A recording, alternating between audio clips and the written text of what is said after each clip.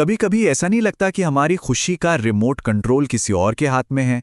मतलब जब बाहर की दुनिया में उथल पुथल मची हो तो हम अंदर से शांत कैसे रह सकते हैं? चलिए आज इसी गुत्थी को सुलझाने की कोशिश करते हैं। ये सवाल थोड़ा चुभता है ना कि आखिर हम दूसरों को अपने मन की शांति कंट्रोल करने देते ही क्यों हैं। सोचिए, किसी की एक छोटी सी बात, एक छोटी सी हरकत और हमारा पूरा दिन खराब हो जाता है। बहुत फ्रस्ट्रेटिंग लगता है ये। पर सवाल यह है कि क्या हमें हमेशा इसी साइकिल में फंसे रहना होगा? शायद इसका कोई और रास्ता भी है। ये लाइन, तुम मेरी अशांति का कारण हो, ये फीलिंग ऐसी है जैसे हम अपनी भावनाओं का रिमोट खुद ही दूसरों के हाथ में थमा देते हैं और फिर हम ही परेशान होते हैं कि वो चैनल क्यों बदल रहे हैं। तो चलिए सबसे पहले बात करते हैं दोष के खेल की।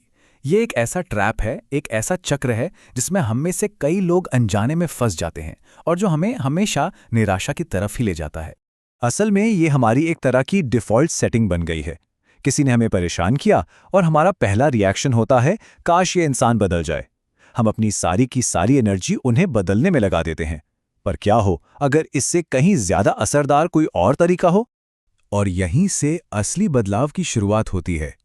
अब हम एक बहुत ही पावरफुल आइडिया को समझने वाले हैं जो हमारी दुनिया को दो हिस्सों में बांटता है, एक जो बाहर है और एक जो हमारे अंदर है। चलिए एक पल के लिए दुनिया को इन दो हिस्सों में बांट कर देखते हैं।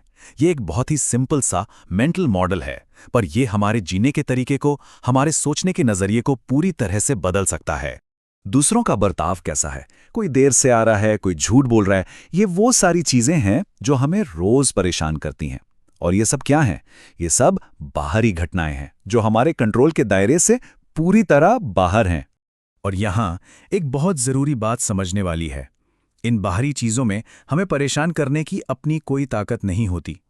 वो हमें तब तक चोट नहीं पहुंचा सकती जब तक हम खुद उन्हें अपने अंदर की शांति भंग करने की इजाजत ना दें। और इसके बिल्कुल उलट ये वो दुनिया है जहां हमारी असली ताकत है, हमारी अनलिमिटेड पावर।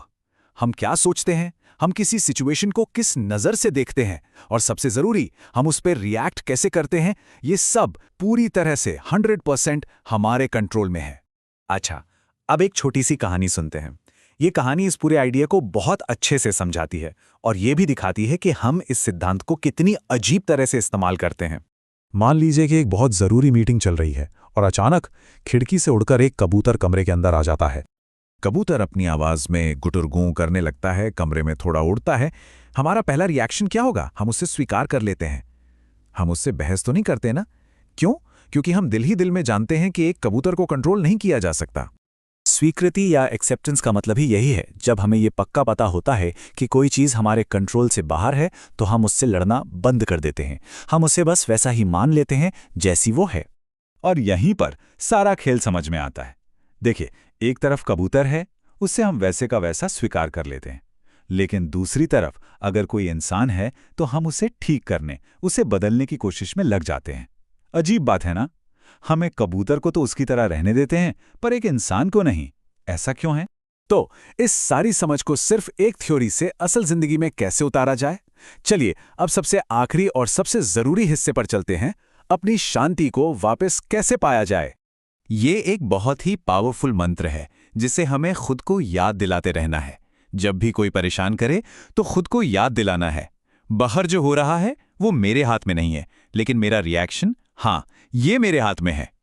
इसे प्रैक्टिस में लाने का एक सिंपल सा 3 स्टेप का तरीका है। पहला, जब भी कोई परेशान करे तो बस एक पल के लिए रुकें, एक लंबी सांस लें। दूसरा, खुद से सवाल करें, जो हो रहा है क्या वो मेरे कंट्रोल के अंदर है या बाहर?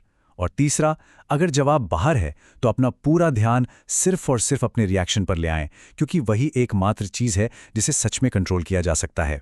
तो इस विचार के साथ आज के दिन को देखिए। आज कोई एक छोटी सी बाहरी चीज चुनिए जिसे कंट्रोल नहीं किया जा सकता, शायद ट्रैफिक जाम या किसी दोस्त की कोई छोटी सी आदत, और बस उसे स्वीकार करने की प्रैक्टिस कीजिए। देखिए कैसा लगता है उस कंट्रोल को छोड़कर सिर्फ अपने रिएक्शन को चुनने में। शायद शांति का रास्ता यहीं से शुरू होता है।